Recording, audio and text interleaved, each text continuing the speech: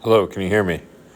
All right. Hey, gang. What I'm going to do for this lecture is we're going to kind of answer this question right here, which is we're going to label the main structures by which the fluid mosaic model of the cell membrane as I describe them. All right. So for this particular part, we're just going to kind of look at the membrane itself and kind of figure out what's going on here. So as I'm working through this, follow along, take notes, all that good stuff. So I'm going to start off right here, and this is what we call the lipid bilayer, okay? Because there are two layers to it, okay? And you can see these right here. Now, what actually makes up the bilayer is, well, we have these different parts of the phospholipid molecule, all right? So one of these is called a phospholipid. Now, we're going to get into a lot more details about this a little bit later, but a couple of things you want to note, okay? First off, when we look at a phospholipid, you have two parts to it. This first part is what's going to be hydrophobic, all right? Meaning it is water hating. Whereas down here, okay, the head portion, that's going to be hydrophilic. And this is going to be water loving. Now, as we'll find out here next week, we are going to see how this hydrophobic hydrophilic interactions form the actual membrane itself. All right.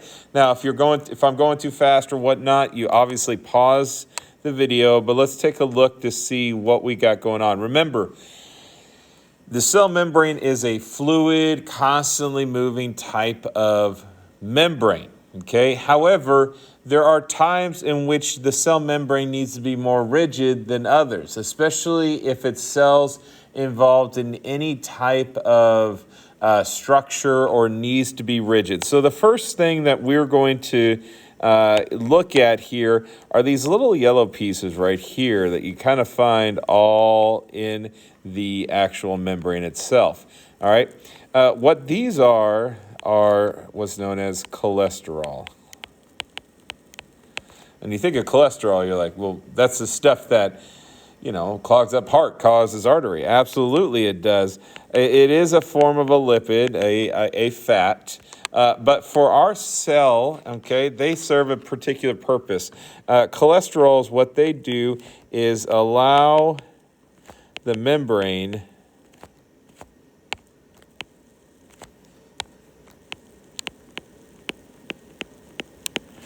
to become more rigid. So if you have a cell that needs to be flexible, that needs to be able to move, you'll obviously have less cholesterol on those particular parts there. Now, when we're looking at this particular picture here, you're looking at the cytoplasm, anything that's in the yellow right there, and then up here we call the extracellular fluid. Essentially, it's the space outside of the cell. Now, when we look at these particular things, we got to remember that the cell itself has to have some kind of structure and rigidness to it. And so these little green lines is what we call cytoskeleton. And they latch on and give that cell that particular straight. Now, take a look to see where these particular things are attaching to. These are going to be what's known as transmembrane proteins.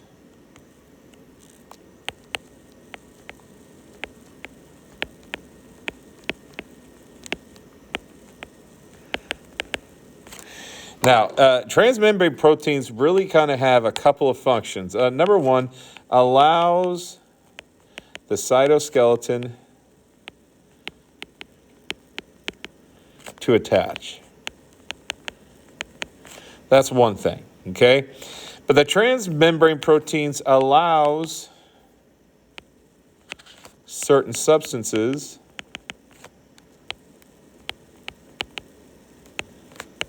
through. Okay, they kind of help that process of allowing things like ions and everything once signaled to actually be going through. So those are kind of the big things. Third one is that these membrane channels keeps the membrane fluid.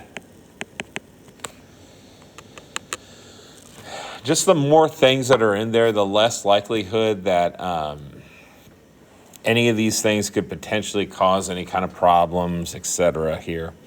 All right. Now, this one right here, okay, kind of going back to this, this is what we call a again, same thing, transmembrane protein as well. We also call this a protein channel, because this has a distinctive opening that allows substances to go into and out of that particular cell. All right. Now, there's a couple others I want to make note of, and that's these guys right here, okay, that I'm circling. These things, okay, are what we call carbohydrates. That's kind of what the hexagonal shape is. And these things that are attached to it, we call glycoproteins. Now, these, what they end up doing here is they serve as a cell identifier.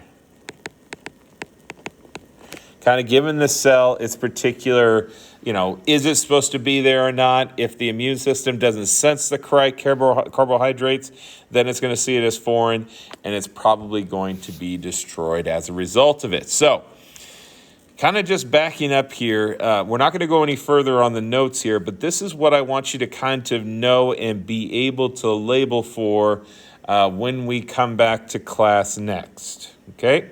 If you have any questions, please feel free to email me, but make sure you have this down and have that information in your notes so that when we come back, there'll be all set and ready to go. All right. Thank you. Bye-bye.